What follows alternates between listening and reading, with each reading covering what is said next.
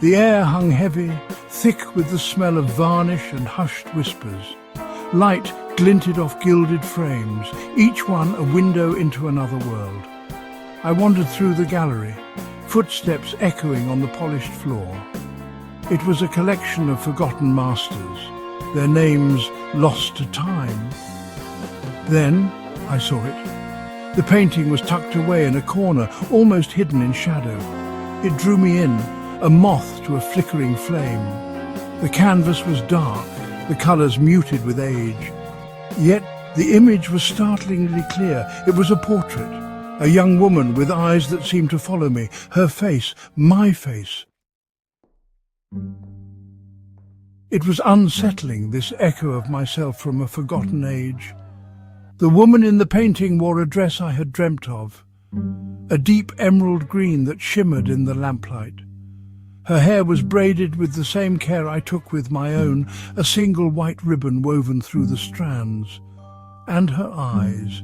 They held a secret, a flicker of recognition that sent shivers down my spine. It was unnerving, impossible. Who was this woman, and why did she look at me with such knowing sadness? I felt a presence beside me. A young man stood there, studying the painting with a knowing smile. His eyes, dark and intense, met mine. "She is beautiful, isn't she?" he murmured, his voice barely a whisper. "Do you know her?" I asked, my voice trembling.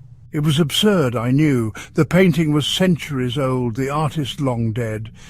Yet I couldn't shake the feeling that there was something familiar about the woman, something deeply unsettling. "Perhaps," the young man replied. His smile was gone, replaced by a look of sombre reflection. "Perhaps we both do." He paused, letting his words hang in the air. The artist, you see, had a gift. He could paint the past, and sometimes even the future.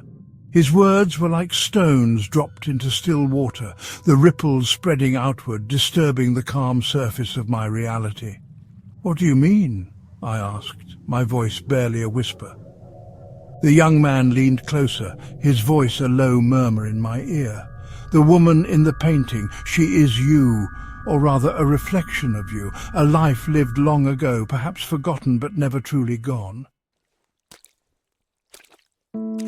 He told me of the artist, a man named Elias Blackwood, who had vanished without a trace centuries ago. Legend had it that Blackwood had made a pact with a dark force, trading his soul for the ability to capture the echoes of past lives on canvas. Driven by a strange compulsion, I sought out Blackwood's grave. It lay forgotten, hidden beneath a tangle of ivy and thyme.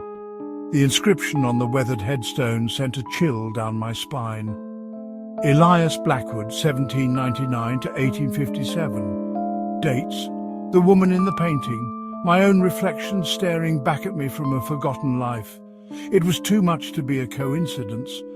As I stood there, the boundary between dreams and reality blurred. Was I going mad? Or was I merely remembering a life I had lived and lost long ago? The truth, I realized, lay buried somewhere beneath the weight of centuries, shrouded in mystery and lost to time.